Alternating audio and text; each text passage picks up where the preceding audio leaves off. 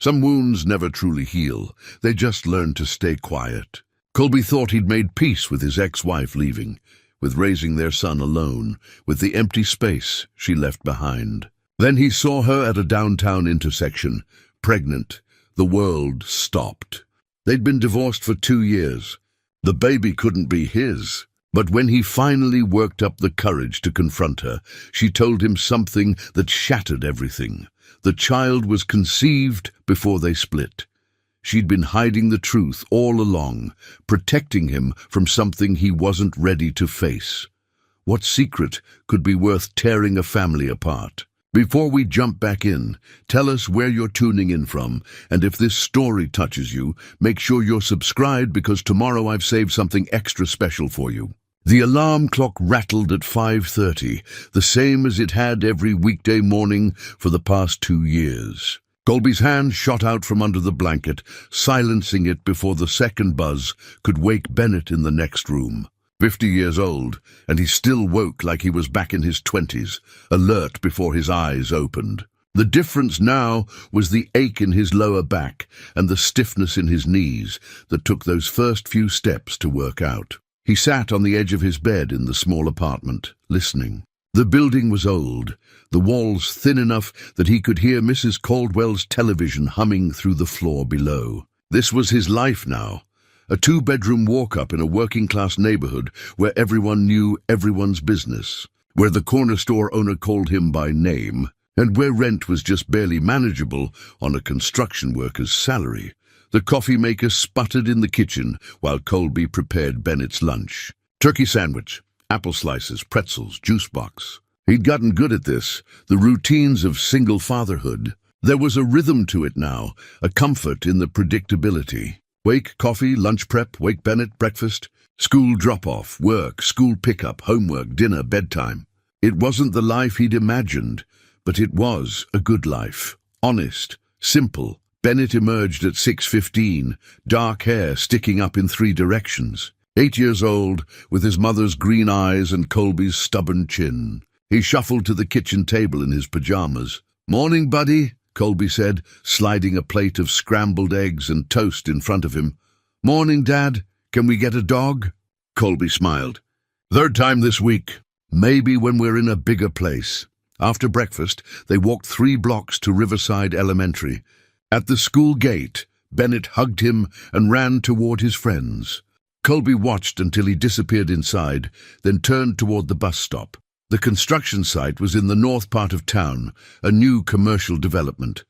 Colby had been on the crew for 6 months, working under Russell, a 63-year-old foreman with forearms like steel cables and a heart bigger than his gruff exterior suggested. "Morning, Colby," Russell called. "Need you on the 2nd floor today." The work was hard but satisfying. There was something honest about building, about seeing progress at the end of each day. Colby's hands were calloused, his shoulders strong despite his age. He worked alongside men 10, 15 years younger and kept pace. During lunch, his phone buzzed. "Eugene, his older brother. Beer tonight?" "My place." "Can't. Got Bennett." "Bring him. I'll order pizza." By 3:30, Colby caught the bus back and arrived at Riverside Elementary just as the bell rang. Bennett bounded out, grinning. "I got an A on my math test." "That's my boy." Colby ruffled his hair. "Uncle Eugene wants us over for pizza tonight." They walked home together, Bennett chattering about his day. This was the best part, these walks, this connection. At the apartment, Bennett tackled homework while Colby showered. By 5:30, they were in Colby's 15-year-old Ford, heading to Eugene's. Eugene lived in a small house with a detached garage converted into a mechanic shop. When Colby pulled in, Eugene was wiping his hands on a rag. "There's my favorite nephew." "I'm your only nephew," Bennett laughed. Inside, they ate pizza and drank soda. The conversation was easy, familiar. Eugene asked about work, about school, about whether Colby had been dating. "No time for that," Colby deflected. "You're 50, not dead. Been 2 years, brother. You're allowed to move on." Colby didn't answer. The divorce had taken something from him, not just his wife, but his trust, his willingness to be vulnerable again. Simone had left without warning, without real explanation. One day she was there, the next she wasn't. The custody battle had been brief. She'd barely fought for Bennett, which had hurt the boy more than anything. Later, after Bennett fell asleep on Eugene's couch, the brothers talked quietly. "He still asks about her," Colby admitted. "Not often, but enough. I don't know what to tell him. Tell him the truth. That she had her reasons, even if we don't understand them." They loaded sleeping Bennett into the truck around 9. At home, Colby carried him to bed, then stood in the doorway watching his son sleep. This boy was everything. His purpose, his anchor, his reason to keep going. In his own room, Colby opened the glove compartment of his dresser where he kept important documents. Inside was a photograph, his wedding day. He and Simone, young and smiling. They'd been so sure, so certain of forever. He studied her face. Simone with her green eyes and dark hair, her smile that had caught his attention at a friend's barbecue 13 years ago. They'd married fast, had Bennett within a year. For a while it had been good. Then something shifted. She became distant, preoccupied. Started working longer hours. When he'd asked what was wrong, she'd say she was tired, stressed. Then one day he came home to find half her clothes gone and a note on the kitchen table. "I can't do this anymore. I'm sorry." That was it. No explanation, no conversation, no chance to fix whatever had broken. The divorce had been ugly in its simplicity. She'd wanted out, wanted it fast. He'd fought for Bennett, terrified she'd take him. But she hadn't fought back. She'd just let go. Signed the papers, agreed to minimal custody, and disappeared. A few supervised visits in the first months, then nothing. Changed her number. Bennett's birthday cards came with no return address. Colby put the photo back and closed the drawer. Tomorrow would be another day. Another alarm at 5:30. Another routine. Another small step forward. He'd built a good life from the ruins of his marriage. Bennett was happy, healthy, thriving. That was what mattered. He turned off the light and climbed into bed, unaware that tomorrow everything would change. The next day started like any other. But Colby couldn't shake the restlessness that had settled in his chest overnight. He dreamed of Simone, fragmented images of her walking away, her voice calling his name, her face blurred and distant. He woke disoriented, the dream clinging to him like morning fog. At the construction site, his mind wandered. Russell noticed during the morning break, pulling him aside near the tool shed. "You all right, Colby? You seem somewhere else today. Just didn't sleep well."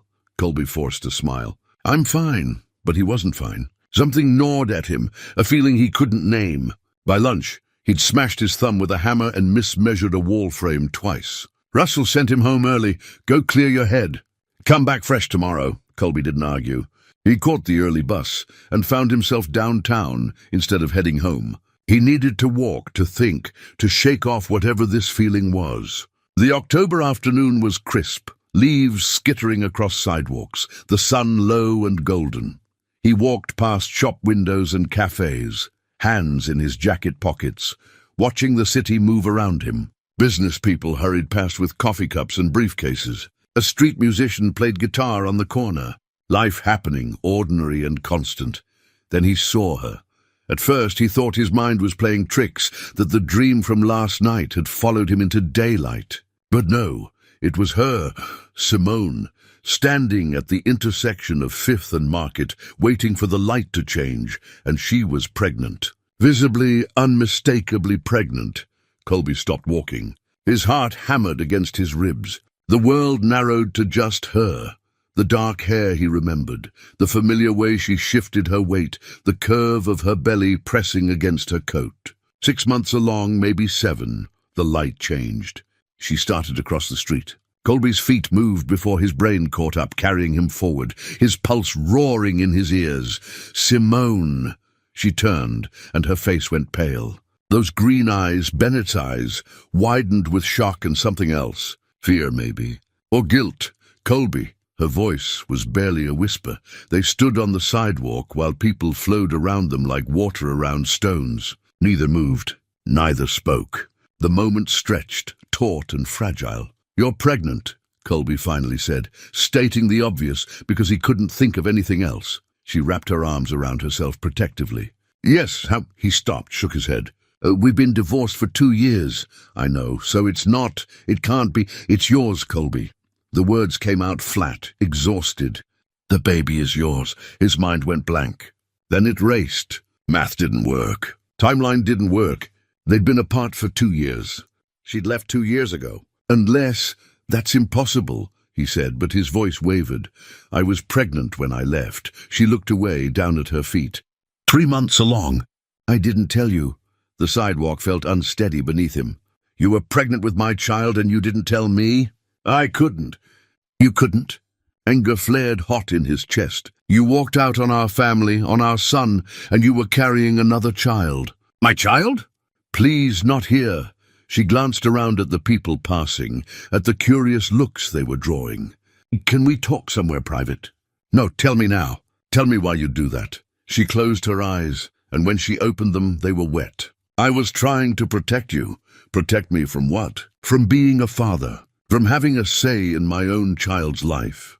From watching me die? Her voice broke. I thought I was dying, Colby. The words hit him like a physical blow. He stared at her, speechless. She fumbled in her purse, pulled out a crumpled napkin, and scribbled an address. Meet me here tomorrow. 4 o'clock. I'll tell you everything. I promise. She pressed the napkin into his hand. I know you have no reason to trust me, but please, just one conversation. Before he could respond, she turned and walked away, disappearing into the crowd. Colby stood frozen, the napkin clutched in his fist, his world tilting sideways. He made it to a bench before his knees gave out. Sat there for an hour, maybe longer, trying to process. Simone was pregnant, with his child. Had been pregnant when she left. Thought she was dying. None of it made sense. All of it made a terrible, awful kind of sense. Finally, as the sun dipped below the buildings and the air grew cold, he pulled out his phone and called Eugene. Can you watch Bennett tonight? Something came up. Sure, brother. Everything okay? No, Colby said honestly. But it will be. He picked up Bennett from school, drove him to Eugene's, made up a story about a work emergency. Bennett hugged him goodbye, trusting and innocent. Colby watched him run inside, then sat in his truck, staring at the crumpled napkin. The address was across town. An apartment building in a quiet neighborhood. Tomorrow at 4, he drove home in a daze. Made himself dinner but couldn't eat. Sat on the couch, staring at the wall. His phone buzzed with texts from Eugene checking in, but he didn't answer. At midnight, he finally went to bed, but sleep wouldn't come. He lay in the dark, questions circling like vultures. Why didn't she tell him? What illness? Why leave? Why hide the pregnancy? Why stay away for 2 years? And underneath all the questions, one thought kept surfacing, unbidden and unwelcome. He was going to be a father again. Somewhere in this city, his daughter was growing, preparing to be born. A daughter he didn't know existed until today. He pressed his palms against his eyes and tried to breathe. Tomorrow. He'd get answers tomorrow. He had to believe that, had to hold on to something solid in the chaos, but nothing felt solid anymore. Everything he thought he understood about the past 2 years had just shattered like glass.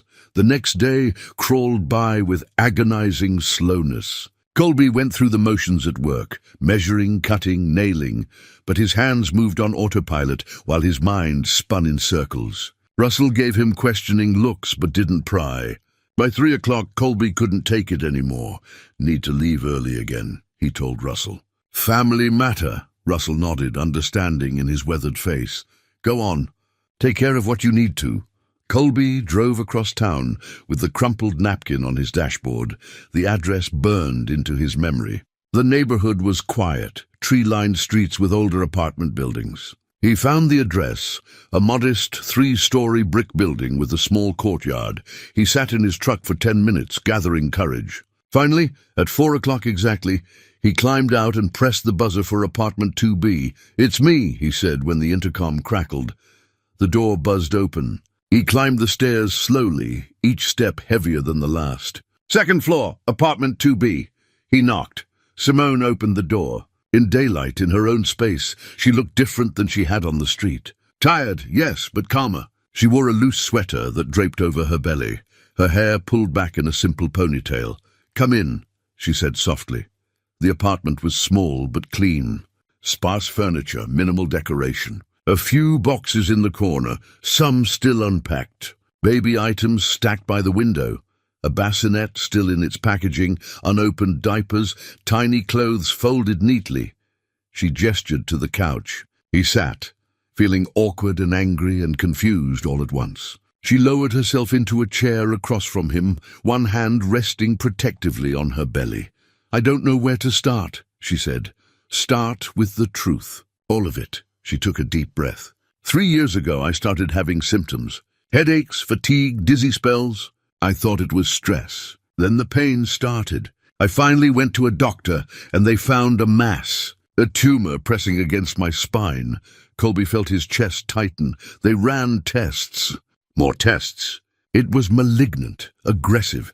They wanted to start treatment immediately. Radiation, possibly surgery. Then I found out I was pregnant. Her voice cracked. 3 months pregnant with your child. Why didn't you tell me? Because the doctor said the treatment could harm the baby. That if I wanted to keep her, I'd have to delay treatment. And delaying meant the tumor could grow, could spread. They gave me odds, percentages. None of them were good. She reached beside her chair and pulled out a folder, handed it to him. Medical records, hospital letterhead. Diagnosis reports with words he barely understood but could feel the weight of stage 3, metastatic risk, survival rate. His hands shook as he read. This was real. This had happened. I had to choose. Simone continued, tears streaming down her face now, between the baby and my own life. And I couldn't put that on you, Colby. I couldn't ask you to choose. And I couldn't bear the thought of Bennett watching me get sicker, of him losing his mother slowly. Painfully, so you just left.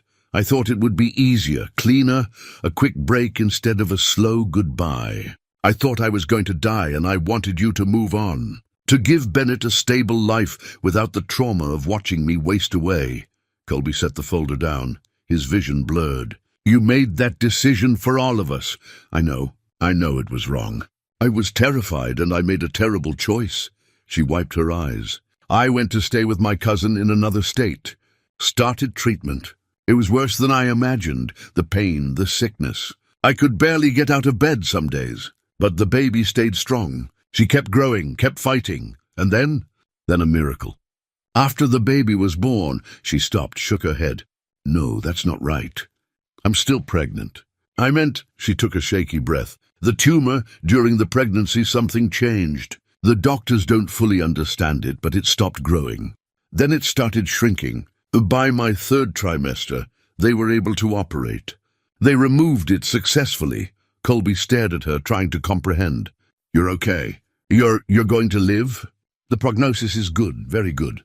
But the recovery was long, complicated. I was in and out of hospitals, dealing with infections, with complications from the surgery. I wanted to reach out, but I was so unstable, so uncertain. What if I relapsed? What if I got you and Bennett's hopes up and then died anyway? That wasn't your choice to make alone. I know. Her voice was barely a whisper. I'm so sorry, Colby. I thought I was protecting you. I thought I was doing the right thing. Colby stood, paced to the window. His emotions warred, fury at her deception, relief that she was alive, grief for the lost time, fear for what came next. How long until the baby comes? 6 weeks, maybe less. He turned to face her. And then what? What's your plan? I don't have one. I'm alone. No job right now, living off disability payments. I'm terrified. She looked up at him. I don't expect anything from you. I don't expect forgiveness. But she's your daughter, and you deserve to know. Colby crossed back to the couch, sat down heavily. He thought of Bennett, of the family they'd lost, of this child growing inside Simone who carried his blood, his name. I need time, he finally said. Time to process this, to figure out what it means. I understand. He stood to leave, paused at the door. Does she have a name? Simone smiled sadly. Not yet. I thought maybe you'd want to help choose. Colby nodded and left, his mind reeling with impossible choices. Colby drove home in silence, gripping the steering wheel so tight his knuckles turned white. The medical record sat in the passenger seat, tangible proof that everything Simone had said was true. She'd been dying. She'd made an impossible choice. She'd survived. None of that made the abandonment hurt less. At home, he found Bennett's latest report card on the kitchen counter. He'd forgotten to sign it. As he picked it up, a note from Bennett's teacher fell out, written in careful script. Bennett is doing well academically, but I've noticed he seems withdrawn during discussions about families. He asked me today when his mother might come back. Please let me know if there's anything we should be aware of or any way I can support him. The words hit Colby like a punch to the gut. He'd thought Bennett was adjusting, healing, but his son had been quietly suffering, hiding his pain to protect his father, just like Colby had been doing for him. He sat at the kitchen table with his head in his hands. What was he supposed to do? How was he supposed to explain any of this to an 8-year-old? That evening he picked Bennett up from Eugene's. His brother took one look at his face and pulled him aside while Bennett played with Eugene's old toolbox in the garage. You look like you've seen a ghost. Close. Enough. Colby ran a hand through his hair. It was Simone. She's pregnant. The baby's mine. Eugene's eyebrows shot up. How is that possible? She was 3 months along when she left. Didn't tell me because she was diagnosed with a tumor. Thought she was going to die and wanted to spare us watching it happen. Good Lord. Eugene leaned against his workbench. Is she okay now? Says she is. Had surgery. They got the tumor out. Colby's voice was hollow. 2 years, Eugene. She kept this from me for 2 years. That's a lot to carry. I don't know what to do. Part of me wants to walk away, to protect Bennett from more hurt. But that baby, his voice caught. That's my daughter. And Bennett, he's still hoping his mother will come back. I saw it in his teacher's note. Eugene was quiet for a long moment. You remember when Dad raised us alone? After Mom left? Of course. You remember what he used to say? That being a parent meant making the hard choices, even when they hurt? I remember. That boy in there needs his mother, Colby. If she's willing and able to be in his life, you can't deny him that. Not because of your pride or your anger. It's not pride, isn't it? She lied, yes. She made a terrible decision out of fear. But she was dying, brother. Fear makes people do things that don't make sense later. Eugene gripped his shoulder. I'm not saying forgive her tomorrow, but maybe don't slam the door on the possibility. That night, after Bennett fell asleep, Colby sat on his bed, staring at his phone. Finally, he texted Simone, "We need to talk again." Tomorrow? Her response came immediately. Yes, thank you. They met at a small diner the next afternoon, neutral territory where they could talk without the weight of her apartment or his memories pressing down. Simone ordered tea she barely touched. Colby drank coffee and tried to organize his swirling thoughts. I talked to my brother, he started, and I've been thinking. But Bennett, she looked up, hope and fear mingling in her eyes. He misses you. His teacher says he asks about you. I thought he was fine, but he's been hiding it. Colby wrapped his hands around his mug. He needs his mother, Simone.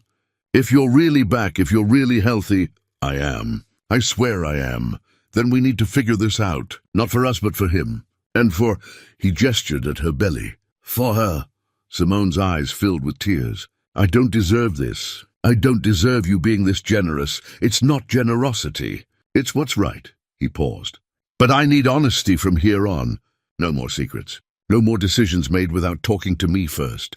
I promise. Complete honesty. They talked for 2 hours, planning carefully. They'd start slow. Phone calls between Simone and Bennett, then a meeting in a public place. Nothing rushed, nothing forced. Give Bennett time to adjust. Over the next 2 weeks, Colby prepared Bennett gently. I've been talking to your mom. She wants to see you. Bennett's face lit up like Christmas morning. Really? When? Where is she? Why did she leave? Is she coming home? The questions tumbled out faster than Colby could answer. He did his best, explaining that sometimes grown-ups make mistakes, that his mom had been sick but was better now, that she loved him and missed him. Can I see her? Soon, buddy. We're working it out. Meanwhile, Colby visited Simone 3 more times. They talked about logistics, where she'd live after the baby came, how they'd manage co-parenting, what they'd tell Bennett about his sister. The conversations were awkward but necessary. 2 people learning to trust each other again after betrayal. On the 4th visit, Simone showed him an ultrasound photo. The image was grainy, black and white, but he could make out the tiny profile, a button nose, a curve of chin. "That's her," Simone said softly. "That's your daughter." Colby stared at the photo, emotion welling up. He'd seen these images before when Simone was pregnant with Bennett, but this felt different. This child had been a secret, hidden in fear and desperation. Now she was real, tangible, arriving soon. "I want to help," he heard himself say. "With bills, with baby things? Whatever you need. Colby, you don't have to." "Yes, I do. She's mine too." They scheduled the meeting with Bennett for the following Saturday at Riverside Park. Neutral ground, lots of open space, easy to leave if things got overwhelming. When Colby told Bennett that night, his son couldn't sit still. He asked 100 questions, drew pictures, packed a bag of things to show his mother, even though Colby said he didn't need to. That night, lying in bed, Colby felt the weight of what was coming. This fragile attempt at rebuilding something that had shattered. Could trust be rebuilt? Could a family be pieced back together after so much damage? He didn't know. But watching Bennett's excitement, remembering that ultrasound image, he knew he had to try. Saturday arrived with Bennett up before dawn, too excited to sleep. He changed his shirt 3 times, combed his hair without being asked, and kept checking the clock every 5 minutes. "When do we leave?" "Is it time yet?" "Another hour, buddy." Try to eat some breakfast, but Bennett could barely manage 2 bites of toast. Colby understood. His own stomach was twisted in knots, though he tried not to show it. This reunion could go a dozen different ways, and he had to be ready for all of them. They arrived at Riverside Park at 10. The morning was cool and bright, families scattered across the grass, children on swings and slides. Colby spotted Simone on a bench near the playground, wearing a blue cardigan that stretched over her belly. She stood when she saw them, one hand pressed to her lower back. Bennett froze, suddenly shy. He grabbed Colby's hand. "It's okay," Colby murmured. "Take your time." Simone walked toward them slowly, and Colby could see tears already streaming down her face. When she was 10 feet away, Bennett let go of Colby's hand and ran. Just ran straight into her arms. "Mom." She caught him, nearly stumbled from the impact and her balance, but held him tight. Both of them were crying. Bennett with his face buried in her shoulder, Simone with her cheek pressed to his hair. "I missed you so much," she whispered. So much? Why did you leave?" "Where were you?" "I was sick, sweetheart, but I'm better now." "I'm so sorry I was gone."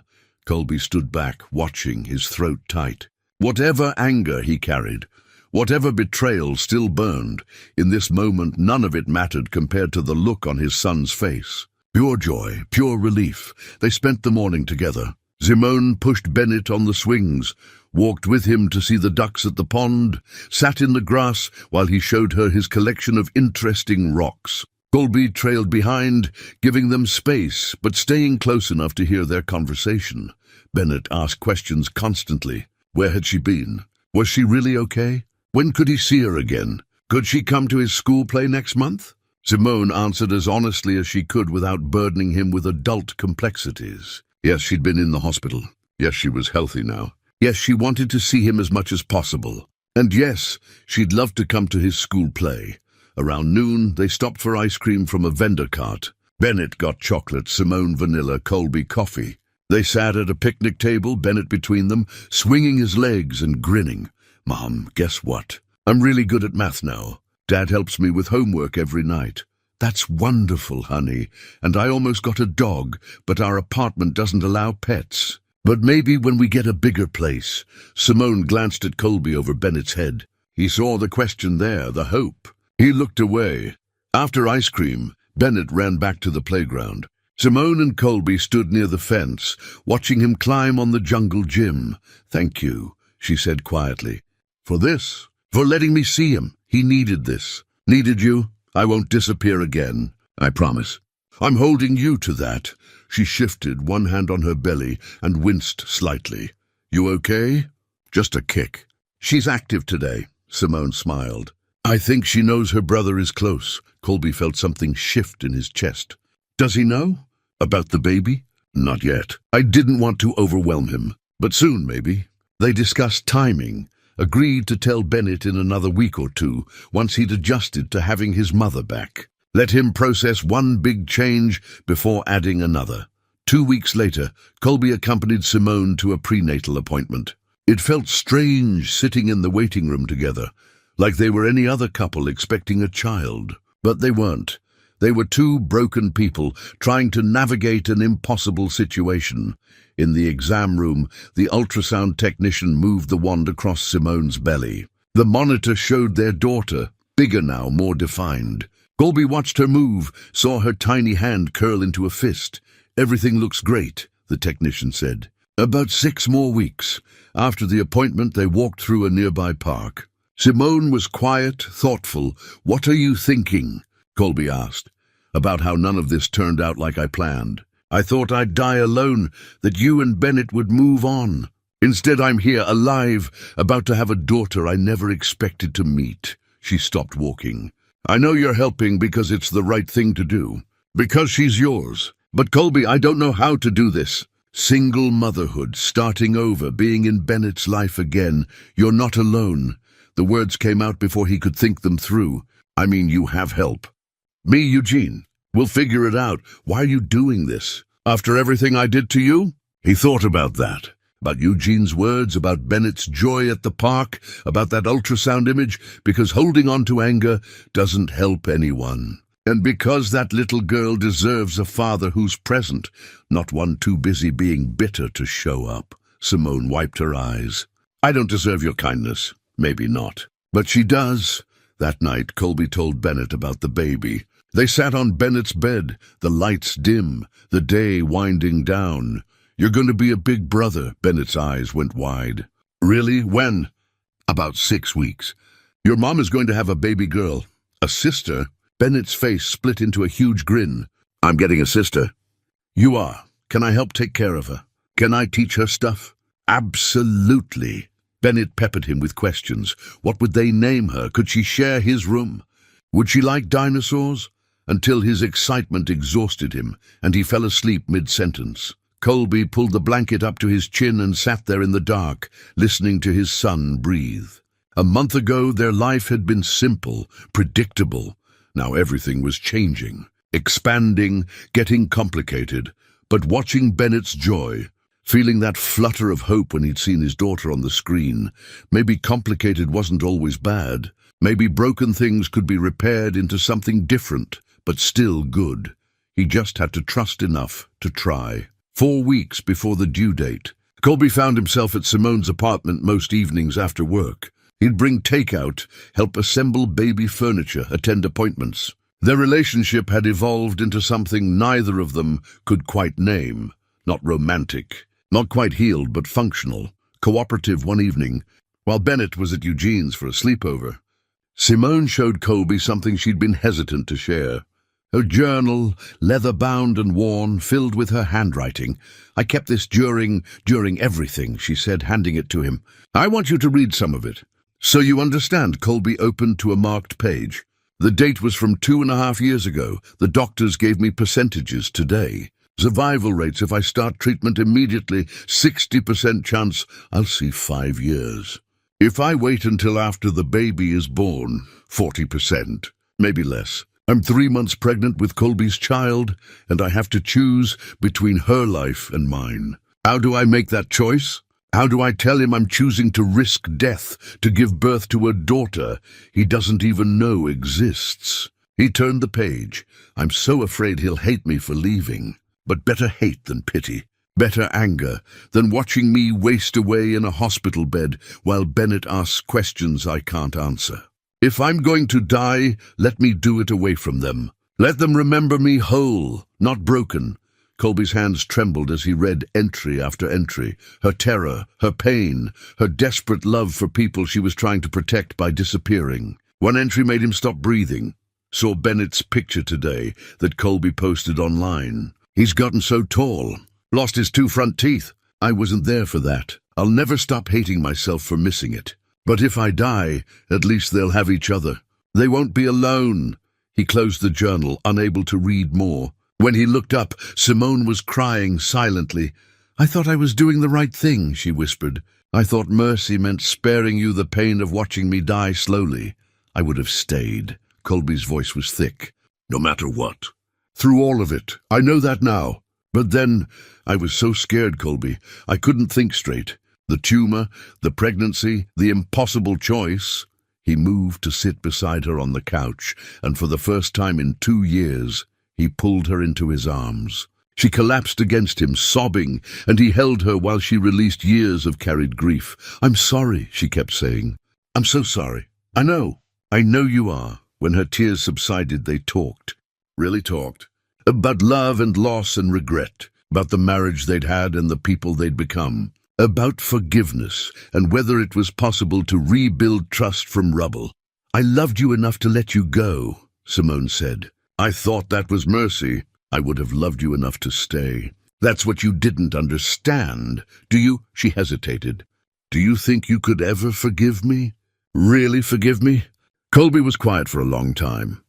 I'm working on it. Some days are easier than others, but I'm trying. That's more than I deserve. Maybe, but our daughter deserves a father who isn't eaten alive by bitterness. And Bennett deserves parents who can be in the same room without tension. The following Saturday, they brought Bennett to meet Simone again, this time at her apartment, so he could see where his mother lived, where his sister would be. Bennett explored every corner, asking questions about everything. Where will the baby sleep? In that bassinet. Simone pointed to the corner. Can I hold her when she's born? Of course. You're her big brother. What are we going to name her? Simone glanced at Colby. They hadn't discussed names yet. We're still deciding. Do you have any ideas? Bennett scrunched up his face, thinking hard. I like the name Aria. There's a girl in my class named Aria, and she's really nice. Aria, Simone repeated softly, looking at Colby. I like that. Colby nodded. Aria it is. That evening Bennett drew a picture. 4 stick figures holding hands. He labeled them carefully. Dad, Mom Bennett, baby Aria. He gave it to Simone, who taped it to her refrigerator and cried. The next week, Colby's landlord caught him in the hallway with an apologetic expression and unwelcome news. Rent's going up next month. Building costs, you understand. 200 more. Colby did the math in his head. With what he was already giving Simone for baby expenses, with Bennett's needs, with his truck needing new tires, the numbers didn't work. He'd have to pick up extra shifts, maybe take a second job. That night over dinner at Simone's, he mentioned it casually. She noticed his stress immediately. How much more? It's fine. I'll figure it out. Colby, you're already helping me. You can't. I'll manage. Let me help somehow. I could. She stopped, frustrated by her own limitations. I wish I could work. Contribute more. You're growing our daughter. That's contribution enough. But the financial pressure weighed on him. Russell noticed him volunteering for every available overtime shift. Eugene noticed him looking exhausted, running himself ragged. You can't do everything, Eugene warned. You're going to burn out. What choice do I have? Let people help. Stop trying to carry it all alone. That weekend, Russell called Colby into his office at the construction site. Colby expected a reprimand for something, but instead Russell handed him an envelope. What's this? Open it. Inside was a check, a bonus, Russell said, for reliable work and dedication. It was enough to cover 3 months of the increased rent. Russell, I can't. You can, and you will. You've got a family to take care of. Let folks help. Colby's throat tightened. Thank you. Don't mention it. Just keep showing up and doing good work. That evening, Colby sat in his truck outside Simone's apartment building, staring at the check. People kept surprising him. Eugene, Russell, even Simone herself. Maybe trust wasn't about never being hurt. Maybe it was about believing people were trying their best, even when they failed. He went upstairs and knocked. Simone answered. Aria presumably asleep inside her. Everything okay? Yeah. He smiled genuinely. Everything's going to be okay. For the first time in 2 years, he actually believed it. 2 weeks before Aria's due date, Colby arrived at Simone's apartment with boxes of newborn diapers and a car seat he'd found on sale. Simone had stepped out for a prenatal checkup, asking him to organize some files while she was gone. Insurance papers, medical records, Things she wanted sorted before the baby arrived. He worked methodically, creating piles on her kitchen table. Bills in one stack, medical documents in another, personal papers in a third.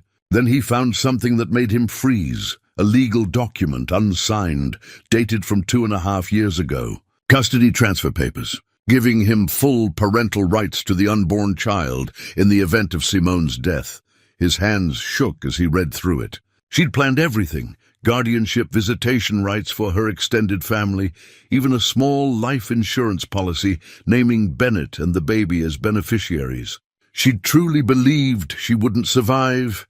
Beneath the custody papers was another document. An envelope addressed to him in Simone's handwriting, sealed but never sent. He stared at it for a long moment, then carefully opened it.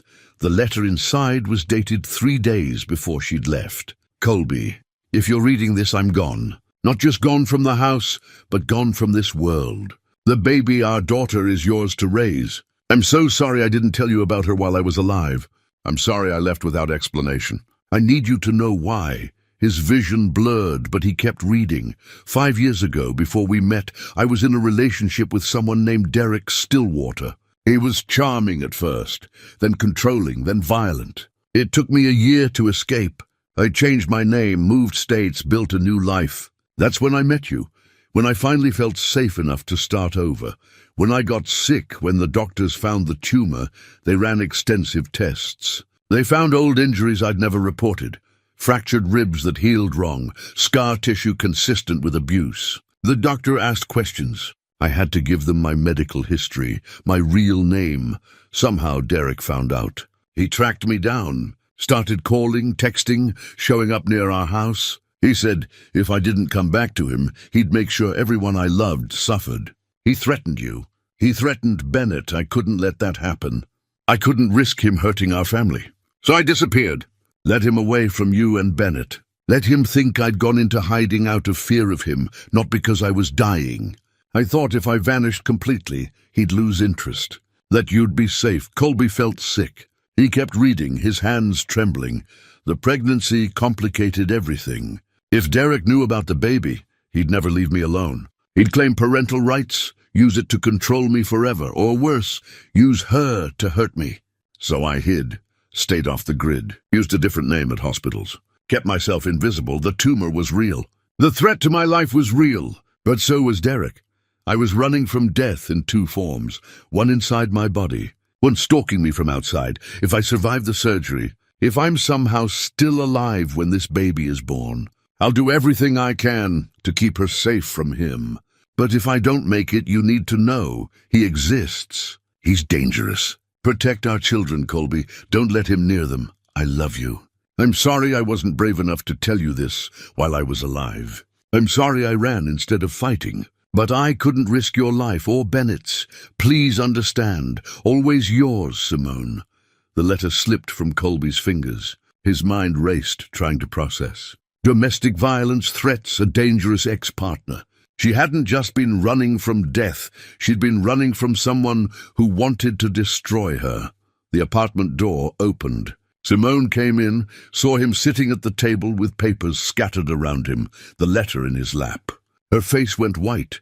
You weren't supposed to find those. Why didn't you tell me this? His voice was harsh, anger and fear mixing.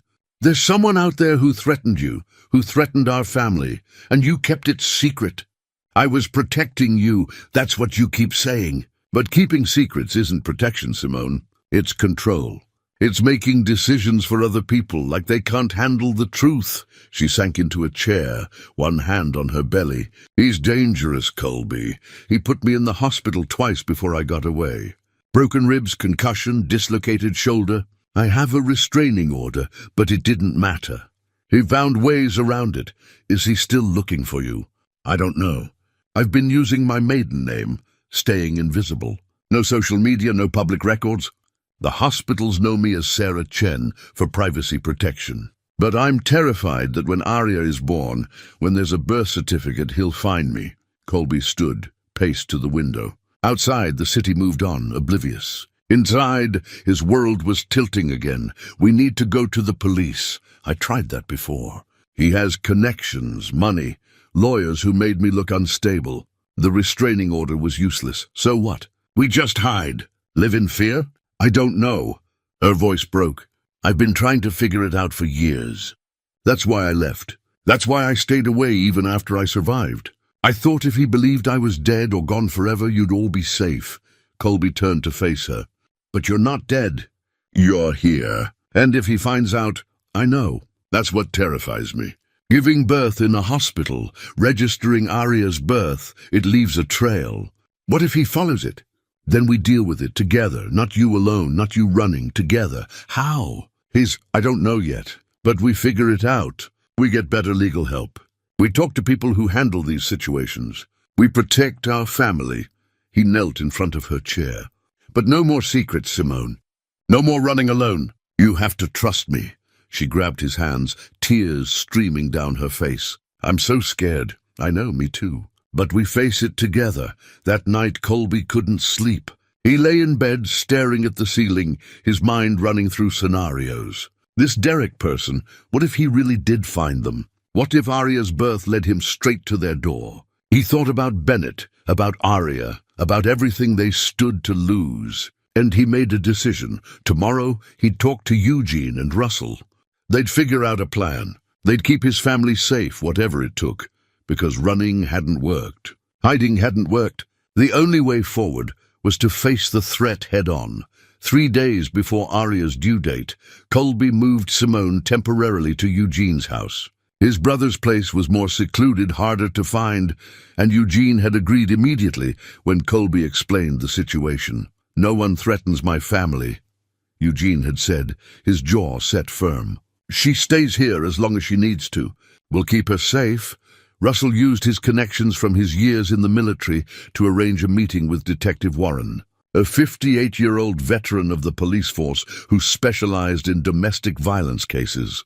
They met at a quiet diner on the edge of town, away from the station, where they could talk without drawing attention. Warren listened to Simone's story with the focused attention of someone who'd heard too many similar tales. He reviewed the old police reports she'd brought, the hospital records documenting her injuries from years ago, the restraining order that had expired and been ineffective even when it was active. This Derek Stillwater, he's got a record, Warren said, pulling up information on his tablet. Assault, stalking, violation of restraining orders. Served 6 months 3 years ago, been quiet since then. That doesn't mean he's reformed. Usually means he's learned to be more careful about leaving evidence. Can you help us? Colby asked, trying to keep the desperation out of his voice. We can file new reports, update restraining orders with current information, have patrol cars increase presence in your neighborhoods. But I'll be honest with you, if he's determined and clever, these are just paper barriers. They give us legal grounds to arrest him if he violates them, but they don't create a physical shield. So we're just sitting ducks, waiting for him to make a move. No, you're aware and prepared, which is half the battle. We'll do everything legally possible. I'll personally make sure every officer in this district knows his face and the situation. Any report with his name gets escalated directly to me. Warren looked directly at Simone with compassion. You did nothing wrong. This man's actions are his responsibility, not yours. Don't let anyone make you feel otherwise. She nodded, but Colby could see the fear in her eyes hadn't diminished even slightly. They filed the paperwork that afternoon at the police station. New restraining order, updated with current addresses and detailed information about the pregnancy and the expected due date. Detective Warren assured them he'd flag Derek's name in every system. Any activity would trigger immediate alerts to multiple departments. The process took hours. Forms to sign, statements to give, photographs of old injuries that Simone had kept hidden for years, submitted as evidence. She had to recount the abuse in clinical detail, the first time Derek hit her, the escalation over months, the hospital visits she'd lied about, saying she'd fallen downstairs or walked into doors or had a clumsy accident. Colby sat beside her through all of it, his jaw tight, rage simmering beneath his carefully controlled exterior. Why didn't the restraining order work before? Colby asked Warren as they finished the last of the paperwork. He was clever about it. never violated it directly where we could prove it in court. He operated through intermediaries, stayed just outside the legally restricted distance, made contact through untraceable means. But this time we'll be smarter, and with attempted contact while there's an active order, we can act immediately and decisively. But that night, everything changed in an instant. They were at Eugene's house, sitting down to a quiet dinner that no one really had an appetite for. Bennett was staying with Russell and his wife for the entire week, both to keep him safe and to shield him from the tension that hung over everything like a storm cloud. Simone had barely touched her food, pushing pasta around her plate with mechanical movements, her mind clearly elsewhere. Her phone buzzed on the table. An unknown number. She stared at it, her face draining of all color in seconds. "What is it?" Colby asked, already knowing the answer would be bad. She showed him the text message with shaking hands. "I know where you are." His blood ran cold. 4 simple words that shattered every fragile sense of security they'd managed to build. Eugene leaned over to read the message, his expression darkening with anger and concern. "Block the number right now. Call Detective Warren immediately." Simone's hands trembled so badly she could barely hold the phone, let alone dial. Colby took it from her gently and made the call himself. Warren answered on the second ring, and within minutes, the wheels of law enforcement were in motion. Trace the number, dispatch officers to Eugene's address, activate emergency protocols, alert neighboring jurisdictions. Warren arrived within 30 minutes, his unmarked car pulling up quietly in the driveway. He examined the phone carefully, took screenshots of the message, ran traces through systems Colby didn't understand. The number was a burner phone, untraceable to a specific person or location, but the message itself was crystal clear. Derek had found her somehow. How? Simone asked, her voice shaking with fear and exhaustion. "I've been so careful. No social media presence, different name at hospitals, minimal digital footprint. I've done everything right. Hospital records get hacked. Public databases get sold. Facial recognition software gets more sophisticated every day. There are a dozen ways he could have tracked you down," Warren said grimly. "What matters now is keeping you safe until that baby arrives. I'm stationing 2 officers outside this house tonight. Plainclothes, unmarked cars. If he shows up anywhere near this property, we'll be ready and waiting. And if he doesn't show up here," Colby asked, "if he's just watching from a distance, waiting for a better opportunity, then we wait too. And we stay vigilant every single moment." That night, Colby barely slept at all. He sat in Eugene's living room with a baseball bat across his lap, watching the windows like a sentry, jumping at every small sound. The house creaked and settled in the darkness. Outside, wind rustled through trees, making shadows dance across the walls. Car headlights occasionally swept across the windows as vehicles passed on the distant road, each one making his heart race until he confirmed it was just ordinary traffic. Eugene took the first shift with him, sitting quietly until midnight, then insisted Colby try to get at least a few hours of rest. But rest was impossible. Every time he closed his eyes, he saw Derek's face from the old photographs Simone had shown him, those cold, calculating eyes, that cruel twist of mouth, the face of a man who'd systematically broken the woman Colby had once loved. Simone couldn't sleep either. He could hear her pacing the guest room upstairs, her footsteps making the old floorboards creak, one hand undoubtedly on her belly, whispering reassurances to Arya that everything would be all right, even though neither of them knew if that was true. At 4 a.m, unable to stand the separation, he went upstairs and knocked softly on her door. "Come in," she called, her voice thick with unshed tears. She was sitting on the edge of the bed, fully dressed despite the hour, eyes red-rimmed from crying. He sat beside her without speaking, and she leaned against him, drawing strength from his solid presence. "We're going to get through this," he said firmly. "How can you possibly know that?" "Because we have to.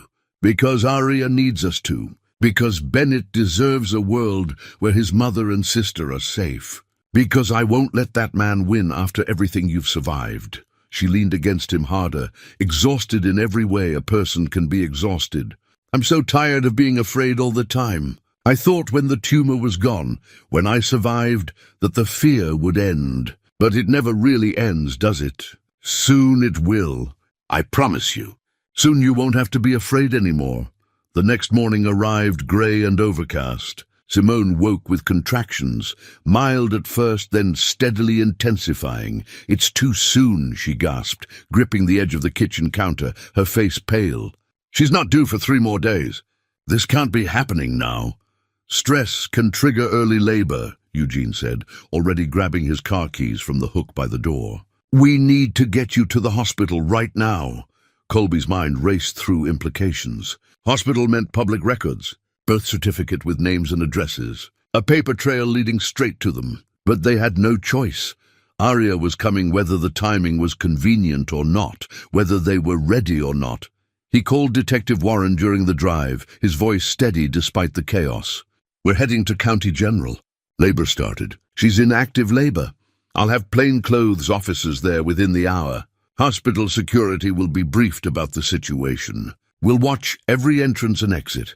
At the hospital, they checked Simone in under her legal name, but with a privacy flag on all her records. The charge nurse, a woman in her 50s with kind but no-nonsense eyes, listened to their situation and nodded with the seriousness it deserved. "We take these threats very seriously here. Security will be notified immediately. No unauthorized visitors allowed on this floor. No exceptions." Colby stayed by Simone's side while Eugene handled logistics outside, coordinating with Detective Warren, talking to security personnel, mentally mapping exits and stairwells. Russell arrived an hour later with his wife, offering support and an extra set of watchful, experienced eyes. "Where's Bennett?" Simone asked between contractions, her face twisted with pain.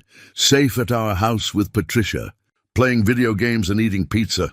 He doesn't know anything's wrong.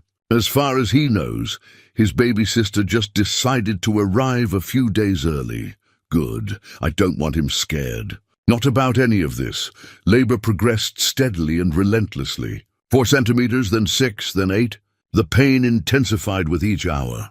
Simone gripped Colby's hand so hard he lost circulation in his fingers, but he didn't complain or pull away. His eyes kept darting to the door, to the windows, scanning for threats in every shadow and movement. A nurse noticed his constant vigilance. "Security's very tight on this floor. Multiple officers stationed at key points. You're as safe here as anywhere. Try to focus on your partner and the baby." But how could he focus when every footstep in the hallway made his heart race? Every time the door opened, he tensed, muscles coiled and ready to throw himself between Simone and any danger. The room felt simultaneously too exposed and too confined. Eugene's text arrived, "Suspicious vehicle in parking lot." Warren and officers checking it out now. Colby's jaw tightened painfully. He showed the text to Simone, who was between contractions, breathing hard and trying to stay calm. "He's here," she whispered with absolute certainty. "I know he is. I can feel it. He's close. We won't let him near you or Aria, I swear it." 20 agonizing minutes later, Eugene texted again. "False alarm. Wrong vehicle, different person entirely." But everyone's staying alert. The hours crawled by with excruciating slowness. Simone's labor intensified, her body working toward the inevitable. 9 centimeters. The nurses began preparing the delivery room in earnest, bringing equipment, adjusting monitors, speaking in calm, professional tones. Colby tried desperately to focus on being present for her. For this moment they'd never get back. But half his attention remained fixed on protecting them from a threat that might materialize at any second. Detective Warren appeared in the doorway, his face grave and urgent. "We found him."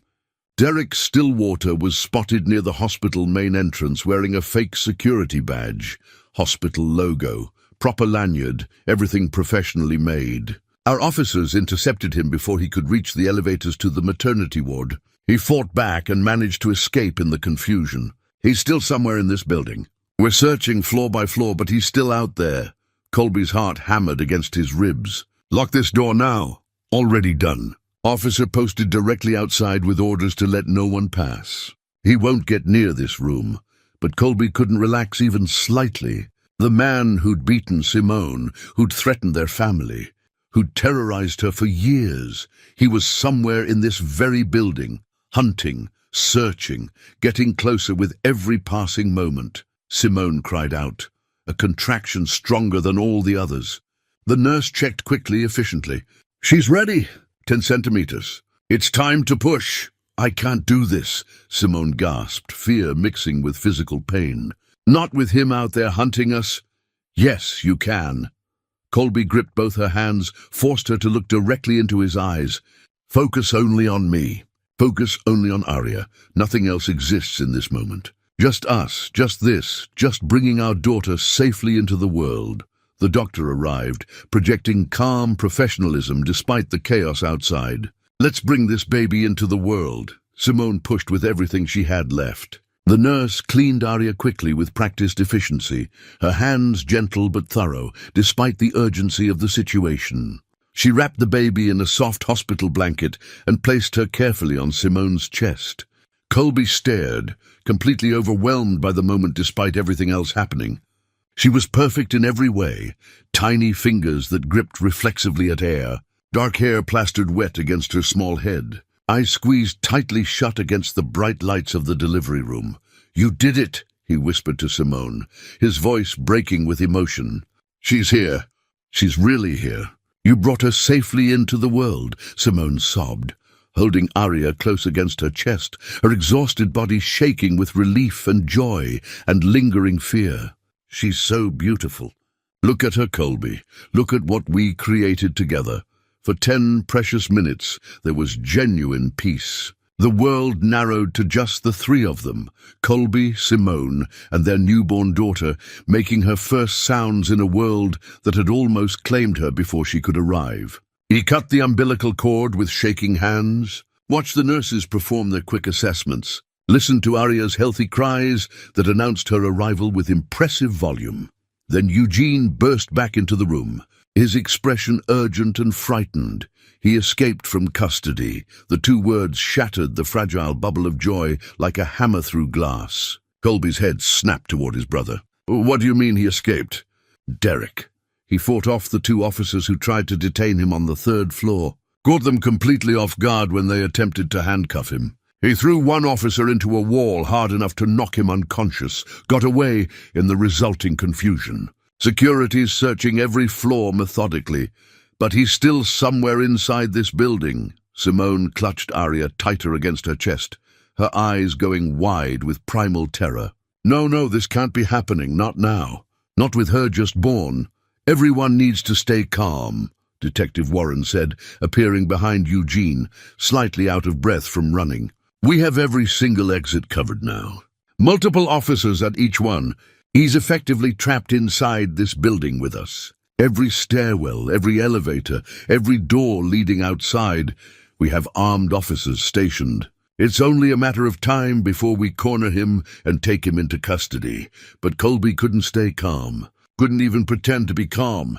His daughter was mere minutes old, still covered in the evidence of birth, her tiny body vulnerable in ways that terrified him. His ex-wife was exhausted and weak, barely able to stand, let alone defend herself. And the man who'd terrorized them, who'd put Simone in the hospital with broken bones and a concussion, was somewhere in these sterile corridors, desperately searching for them. He stood abruptly, every muscle in his body tense and ready for violence if necessary.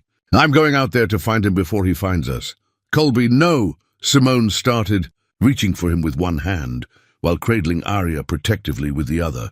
I'm not letting him get anywhere near you. Not near either of you. Not after everything. He looked hard at Eugene. Stay with them. Lock this door the second I leave.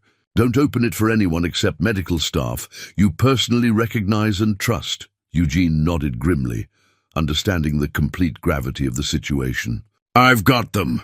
You have my word. He'll have to go through me first, and that won't be easy. Colby kissed Simone's forehead tenderly, touched Arya's tiny head with trembling fingers, trying to memorize the feeling, then followed Detective Warren into the hallway. The maternity ward had completely transformed into something tense and dangerous. Hospital security personnel stood at careful intervals, their radios crackling constantly with updates. Nurses' stations were locked down tight. Parents and newborns were secured safely in their rooms behind closed and locked doors. "He's desperate now," Warren said, as they moved quickly down the corridor. "Desperate men make mistakes. They act purely on emotion instead of logic and planning. That desperation gives us a tactical advantage if we're smart." They checked empty rooms methodically and carefully, supply closets filled with medical equipment, patient rooms waiting for new occupancy, consultation offices left dark. Other officers searched different floors simultaneously, their voices coming through Warren's radio in clipped, professional tones. The hospital felt like an impossible maze, endless corridors branching into even more corridors. Stairwells connecting floors in confusing patterns designed for efficiency rather than clarity. Colby's heart pounded so hard he could feel it in his throat, hear it rushing in his ears. Somewhere in these walls, Derek Stillwater was moving, searching, getting potentially closer to the woman he'd once terrorized. And Colby was hunting him with equal determination. They reached the main stairwell. Warren pushed through the heavy fire door, his service weapon drawn and held in proper position. "Stay directly behind me. You're a civilian. If shooting starts, you get down immediately and stay down." "Understood." "Understood completely." The concrete stairwell echoed eerily with their careful footsteps as they descended. Down one flight, then another, checking each landing thoroughly. Nothing but empty stairs and the constant hum of building ventilation. Then Warren's radio crackled urgently to life. "Suspect spotted. 5th floor, east wing, moving quickly toward the elevator bank. White male, mid-40s, jeans and dark jacket. Appears agitated and searching for something." They ran without hesitation. Back up the stairs, through the 5th floor entrance, down a hallway that seemed to stretch forever. Ahead, Colby finally saw him, the man from all the photographs Simone had reluctantly shown him. Derek Stillwater in actual flesh, moving with purpose, checking room numbers methodically like he was hunting for something very specific. Derek Stillwater. "Police, stop where you are immediately!" Warren shouted with absolute authority, his voice echoing down the corridor. Derek spun fast, saw them approaching, and his face contorted with rage, mixed with desperate determination. For one frozen heartbeat, they locked eyes. Colby and this man who'd systematically broken the woman he'd once promised to love forever. Then Derek ran at full speed. Colby chased without any conscious thought, his body moving purely on instinct and protective fury. Warren was close behind, shouting commands that Derek completely ignored. They rounded a corner at dangerous speed. Derek grabbed a supply cart and shoved it violently backward into their path. Medical supplies, IV bags, instruments scattered across the floor in a cascade of obstacles designed to slow them down. Colby hurdled it without breaking his stride, his construction work having kept him surprisingly fit despite his age. And adrenaline pushed him even faster than he knew he could move.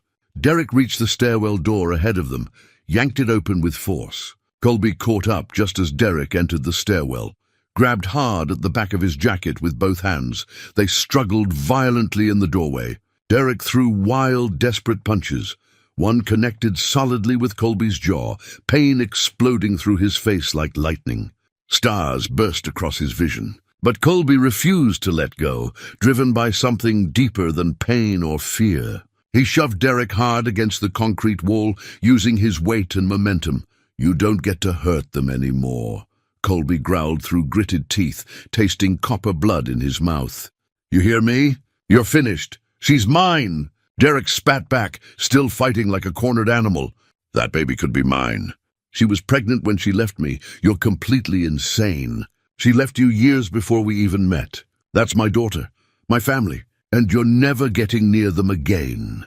Warren arrived and grabbed Derek's arms with professional efficiency, wrenching them behind his back, despite Derek's continued struggling. The metallic click of handcuffs was the most beautiful sound Colby had ever heard in his entire life. "Derek Stillwater, you're under arrest," Warren said coldly and officially. "Assault on multiple police officers, attempted assault, stalking, trespassing, resisting arrest.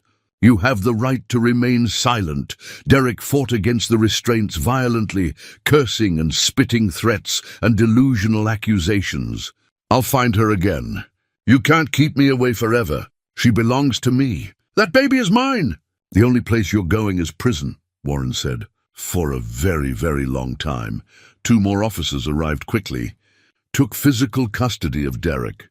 They dragged him down the stairs, his voice echoing off concrete walls as he continued shouting threats until a door slammed somewhere far below. Finally cutting off his disturbing rants mid-sentence, Colby leaned heavily against the wall, his legs suddenly unsteady beneath him. Adrenaline drained away like water through a broken dam, leaving him shaky and cold and slightly nauseous. His jaw throbbed intensely where Derek had struck him. His hands trembled uncontrollably. But it was over. Derek was finally in custody and going nowhere.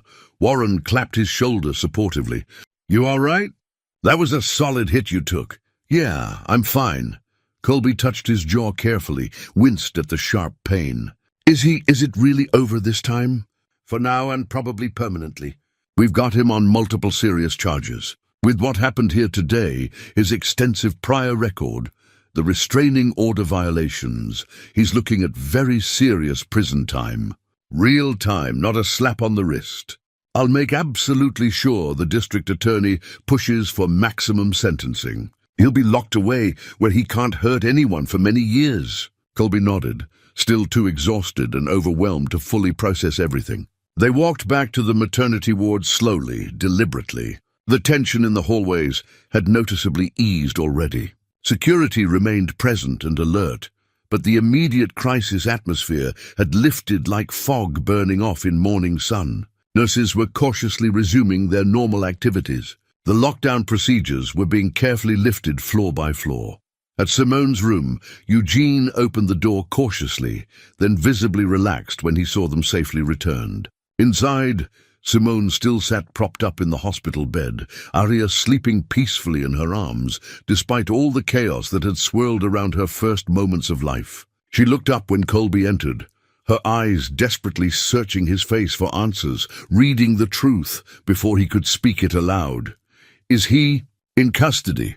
Being transported to the station right now under heavy guard?" "It's over, Simone. It's finally, truly over."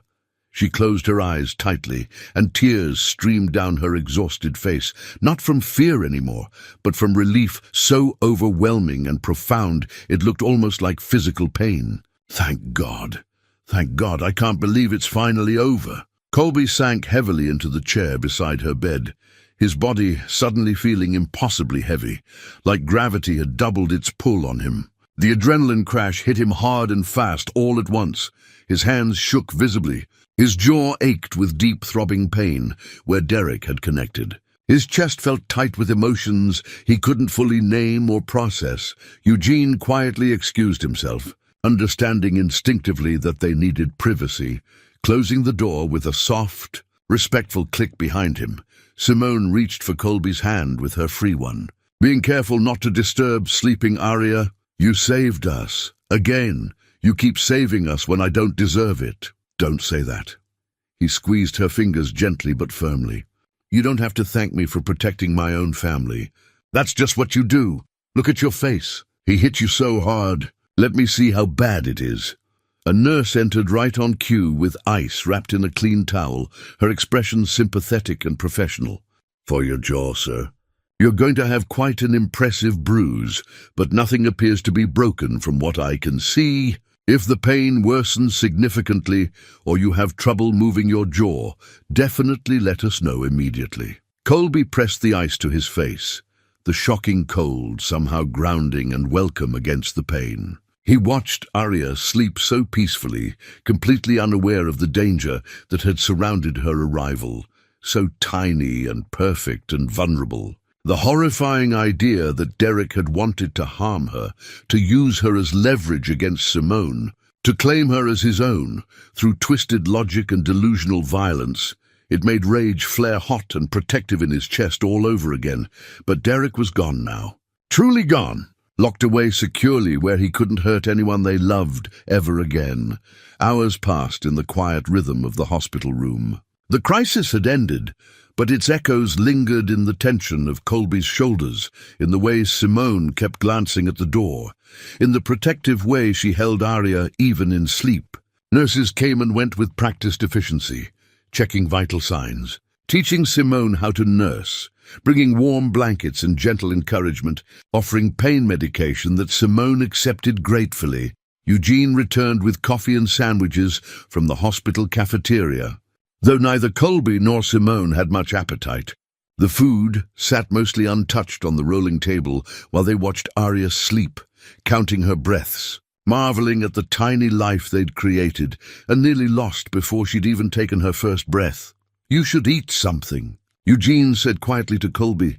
"You look like you're about to fall over." "I'm fine. You're not fine. You just got punched in the face and chased a dangerous man through a hospital." "Eat the sandwich." Colby managed a few bites to appease his brother, but his stomach was still twisted in knots. The adrenaline might have faded, but the weight of what could have happened pressed down on him like a physical force. Around midnight, after the shift change brought new nurses with fresh faces and kind words, Russell arrived with Bennett. The boy had been told his sister was born, but nothing about Derek or the danger or the chaos that had surrounded her arrival. He burst into the room with wide eyes and barely contained excitement, his energy electric in the quiet space. "Can I see her? Can I hold her? Is she really here?" "Gentle," Colby warned, standing to guide Bennett to the chair beside Simone's bed. "She's very small, and she's sleeping." Simone carefully transferred Arya into Bennett's waiting arms, supporting the baby's head with her own hands until Bennett had her secured. He stared down at his sister with an expression of pure wonder, his young face suddenly serious with the weight of responsibility and love. "Hi, Arya," he whispered, his voice barely audible. "I'm your big brother, Bennett. I'm going to take care of you forever and ever. I'm going to teach you everything I know, and I'll protect you from anything scary. And we're going to have so much fun together." Colby's throat tightened painfully. He glanced at Simone and saw tears sliding down her cheeks, her exhausted face transformed by joy and gratitude. This moment, their two children together, their family fractured but healing, their son promising protection to his newborn sister, was worth every painful step that had led them here. Bennett asked questions in rapid succession, his curiosity endless. "Why is she so tiny? When can she come home? Can she sleep in my room? Does she know I'm her brother? What does she eat? Can babies see when they're born? Will she like dinosaurs?" They answered patiently, taking turns explaining newborn schedules and living arrangements and the way babies grow and learn. Bennett listened intently, occasionally looking down at Arya like she might disappear if he looked away too long, his arms careful and protective around her small body. "She's perfect," Bennett said finally. "The most perfect sister in the whole world." "She is," Colby agreed. "And you're the most perfect big brother." Eventually, exhaustion claimed Bennett. His questions slowed, his eyelids drooped, and within an hour he was asleep in the reclining chair, his mouth slightly open, his features relaxed in the innocent peace of childhood. Russell carefully extracted Arya from his arms and returned her to Simone, then lifted Bennett with surprising ease. "I'll take him to the waiting room couch where he can stretch out properly," Russell said quietly. Poor kid's worn out from the excitement. After Russell left, the room fell into a deeper quiet. Just Colby, Simone, and Arya. The machines beeped their steady rhythms. Outside the window, the city lights twinkled in the darkness like distant stars. The world continuing its rotation, oblivious to the small miracles and near tragedies happening in hospital rooms. "What are you thinking?" Simone asked, her voice soft and tired. Colby had been standing at the window, his hands in his pockets, watching the occasional car pass on the street below. He turned to face her. "About how far we've come. 6 weeks ago, I saw you on that street corner, and my whole world flipped upside down. I was angry, confused, hurt. Now I'm standing in a hospital room with our newborn daughter, and somehow, despite everything, despite the secrets and the fear and the danger, it feels right. Right?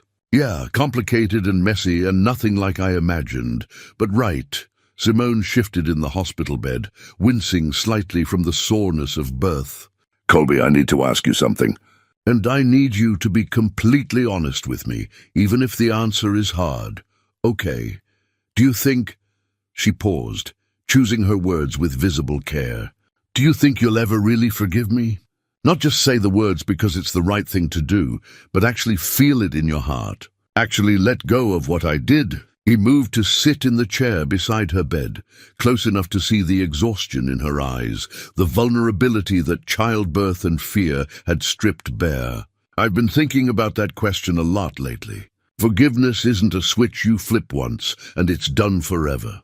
It's more like peeling back layers, one at a time. Each day I understand a little more about why you did what you did. Each time I see you with Bennett, each time I look at Arya, I feel a little less angry and a little more at peace with what happened.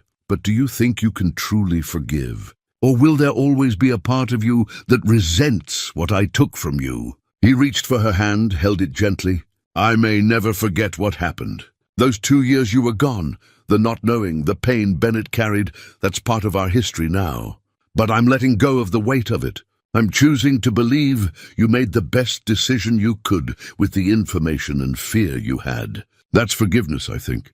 Not erasing the past, but refusing to let it poison the future. I don't deserve your kindness. Maybe not. Maybe I don't deserve yours either, for all the ways I've been closed off and guarded. But Arya deserves a father who shows up. Bennett deserves parents who can be in the same room without tension and bitterness. That's bigger than what either of us individually deserves. What about us?" She asked the question carefully, almost afraid of the answer. Not as parents or co-parents, but as people.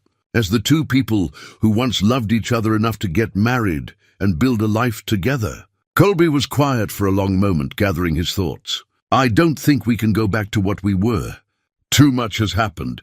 Too much hurt, too much time, too many changes. The people we were when we got married don't exist anymore. We've both been through fire and we came out different, so there's no hope for us?" "I didn't say that." He squeezed her hand.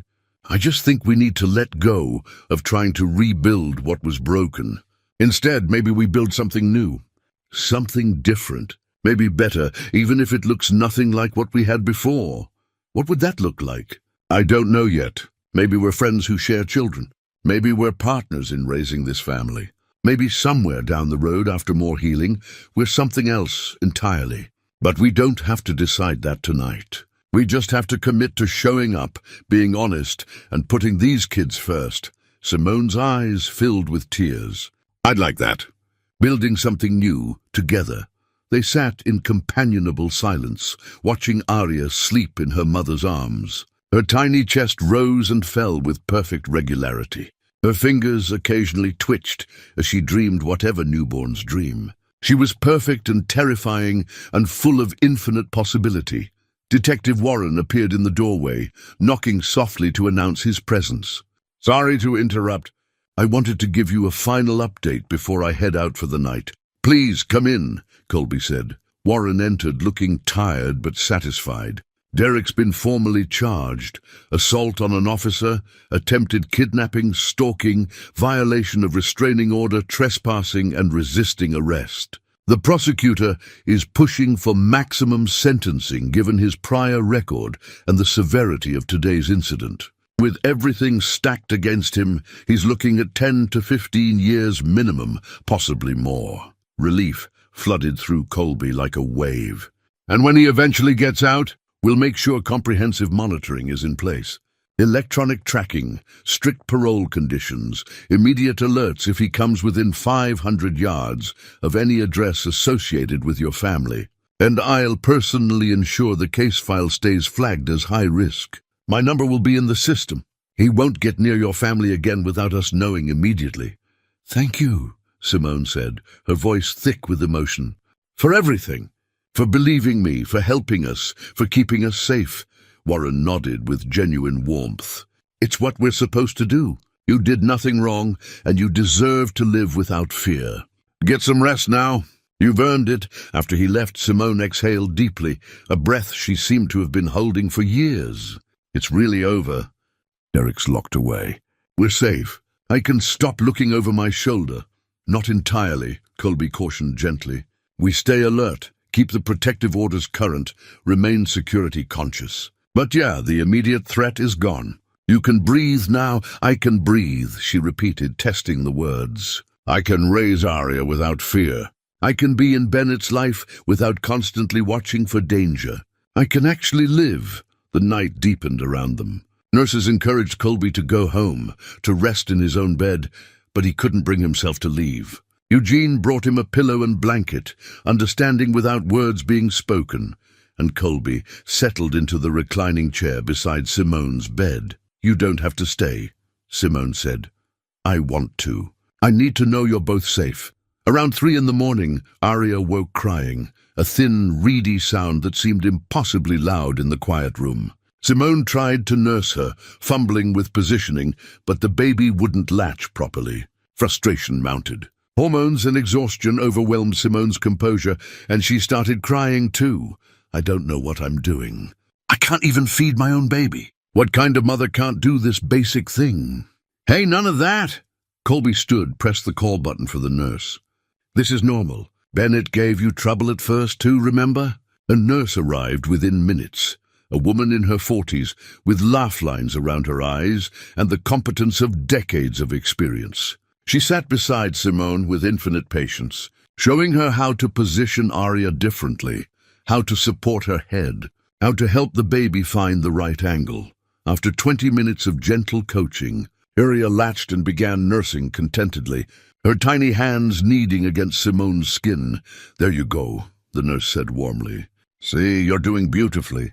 It just takes practice and patience. Every baby is different. Every feeding is a learning experience. You're going to be just fine. After the nurse left, Simone looked at Colby with gratitude shining through her tears. Thank you for staying. For not leaving when things got hard. For being here through all of it. That's what family does. We show up. Are we family? Colby looked at Arya nursing peacefully. Thought about Bennett sleeping in the waiting room, about the messy, complicated, beautiful reality they'd built from ruins and wreckage. Yeah, we are. Not the way we planned, not the way we imagined, but maybe that's better. Maybe this version is stronger because we know exactly what it took to build it. Stronger because it's honest? Exactly. No illusions about perfect romance or fairy tale endings. Just two people committed to doing right by their children and by each other. That's more real than what we had before. Simone smiled through her exhaustion. I like that version of family. As dawn broke over the city, painting the hospital room in shades of gold and pink, Colby felt something fundamental shift inside him. Not forgiveness exactly. That would take more time, more conversations, more proof that trust could be rebuilt. But the beginning of forgiveness. The willingness to try. Their family would never be traditional or simple. But it would be theirs, built on honesty and hard-won understanding. And perhaps that was worth more than any fairy tale ending. 6 months later, life had found its rhythm. Not the rhythm Colby had known before Simone returned, and certainly not the rhythm of their old marriage. Something entirely new. Something that actually worked. Simone lived in a small apartment 3 blocks from Colby's place, close enough for Bennett to walk between homes when the weather was nice. Far enough for both adults to maintain their independence and breathing room. Colby had helped with the security deposit and first month's rent. Money he'd saved from Russell's unexpected bonus and the extra shifts he'd worked through winter. Her apartment had proper locks on every window, a security system that sent alerts to both their phones, and neighbors who'd been briefed about the situation and knew to watch for anything suspicious. Derek remained in prison. His trial concluded 2 months after Arya's birth. The judge had thrown the book at him. 15 years with no possibility of parole for the first 10. Detective Warren had kept his word, ensuring the case file remained flagged as high priority, with alerts set for any future threat, should Derek ever be released. It was a Saturday morning in April, when Colby picked up Bennett and Arya for their weekly family outing. Spring had arrived early that year, warming the city and painting the trees with new green leaves and pink blossoms. The air smelled like fresh beginnings. Simone met them at Riverside Park, the same place where she and Bennett had first reunited all those months ago. Bennett ran ahead to the playground, confident enough now to explore on his own, stopping occasionally to wave back at them. 9 years old now, taller, missing another tooth. But still the same sweet kid who'd drawn pictures of a family he'd thought was broken forever. Colby pushed Arya's stroller along the paved path while Simone walked beside him. The baby gazed up at the sky with those striking green eyes she'd inherited from her mother and brother, tracking the clouds and birds with intense infant fascination. At 6 months old, she was becoming a person, laughing at funny faces, reaching for things she wanted, responding to her name with delighted squeals. "She's getting so big," Colby said, watching his daughter grab at a toy dangling from the stroller canopy. "Feels like yesterday she was born. All that chaos and fear, and now look at her. Happy, healthy, perfect. 6 months tomorrow," Simone said with a soft smile. "Half a year of figuring this out. Half a year of actually getting it right. How's it going for you? Really? No sugarcoating?" She considered the question thoughtfully. "Good. Better than I expected, honestly. The therapy helps enormously. Learning to talk about the trauma instead of carrying it alone. Learning that asking for help isn't weakness. It's made all the difference." They'd both started seeing counselors shortly after Arya's birth. Simone for trauma recovery and PTSD from the abuse. Colby for processing trust issues and learning healthier communication patterns. It had been Russell's suggestion, delivered gently one evening over beers, and Colby had resisted at first. Real men didn't need therapy, his father would have said. But Russell had looked him dead in the eye and said, real men do whatever it takes to heal and be better for their families. So Colby went, and slowly, week by week, he learned that healing required more than time. It required intentional work, uncomfortable conversations, and the willingness to examine his own failures alongside Simone's. Eugene joined them at the park with his wife, Patricia, carrying a large picnic basket packed with sandwiches, fruit, chips, and homemade cookies. They spread a blanket on the grass under an old oak tree, while Bennett played on the nearby swings. Arya sat propped between pillows on the blanket, grabbing at grass and giggling when it tickled her palms. "She's got your laugh," Eugene told Colby, watching Arya discover the joy of pulling up grass in tiny fistfuls. "That same surprised, delighted sound you made as a baby. Mom used to say you laughed like every funny thing was the first funny thing you'd ever experienced." Colby picked up his daughter, lifted her high above his head, and brought her down gently. She squealed with pure delight, her whole body wiggling with excitement. His heart swelled so much it almost hurt. Being a father again at 50 had been completely unexpected, occasionally exhausting. But he wouldn't trade it for anything in the world. After lunch, Bennett ran back to them, breathless and excited, grass stains on his knees. "Can we go see the ducks, please? I saved some bread from my sandwich." They walked together as a group to the small lake at the park's edge, Colby carrying Arya, Simone's hand resting lightly on Bennett's shoulder, Eugene and Patricia following behind with quiet contentment. Ducks paddled near the shore, and Bennett threw pieces of bread with careful aim, narrating each duck's personality to his baby sister. "See that one, Arya? That's Gerald. He's the boss duck. And that little one is Penelope. She's shy, but really nice once you get to know her." Simone caught Colby's eye and smiled. He smiled back, and something passed between them. Not romantic love, not anymore, but something deeper and more resilient. Partnership, respect, shared commitment to the family they'd built from wreckage. "Remember when we used to come here?" Simone said quietly so only Colby could hear. "Before everything fell apart? We'd bring Bennett when he was 2, 3 years old.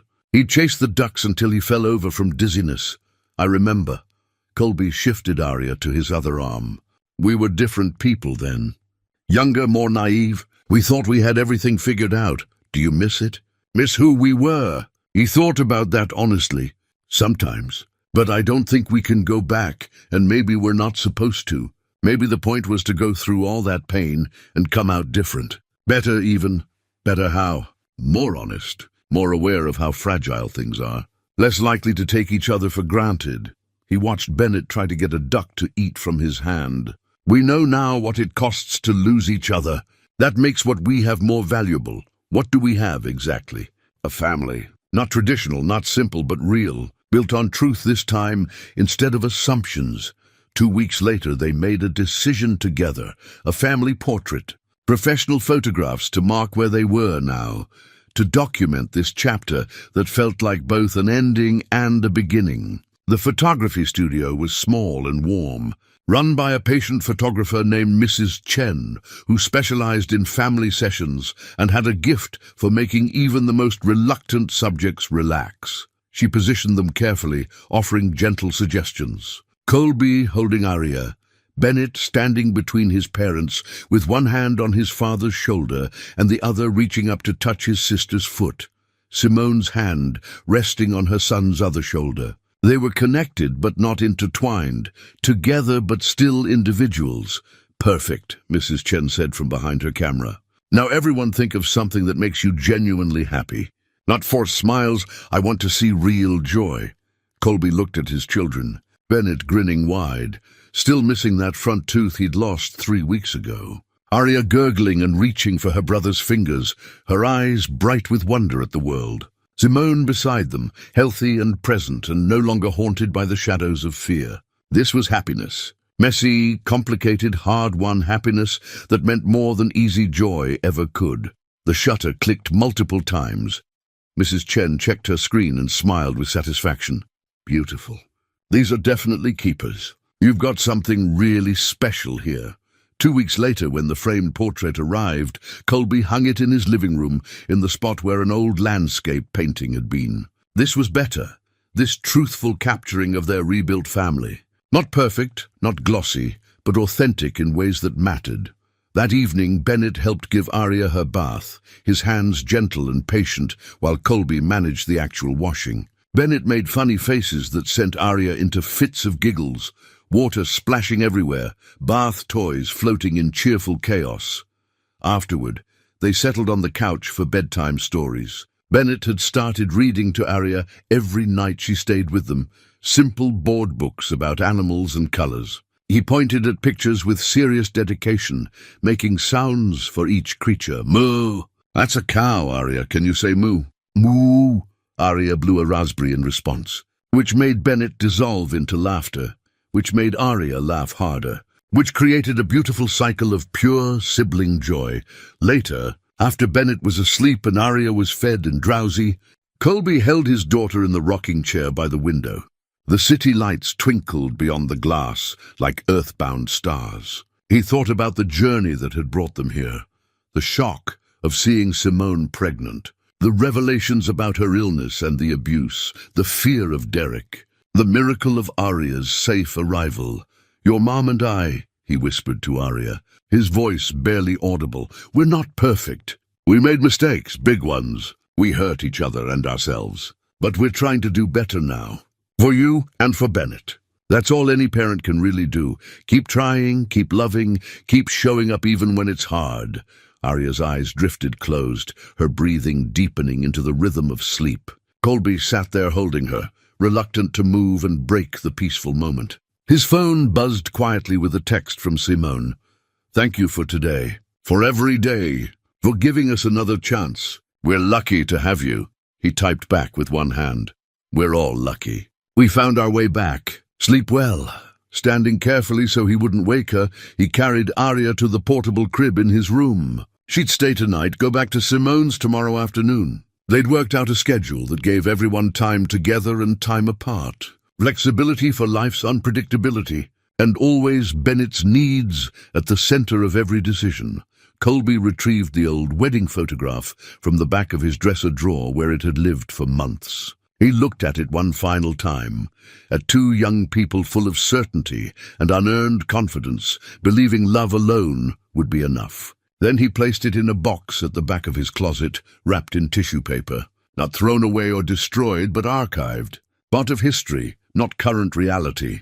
In its place, he put the new family portrait on his nightstand. 4 people who'd survived their own storms and found each other again on the other side.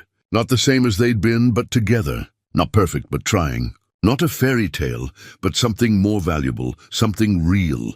He climbed into bed, exhausted but deeply content. Tomorrow, Bennett had soccer practice at 9. Simone had a follow-up appointment at the hospital. Routine scans to ensure the cancer hadn't returned. Appointments that still made them both nervous, but had been clear every time. Eugene wanted help fixing a transmission in his shop. Russell was hosting a barbecue for the construction crew. Normal life. Beautiful, ordinary, complicated, normal life, filled with mundane concerns and small joys.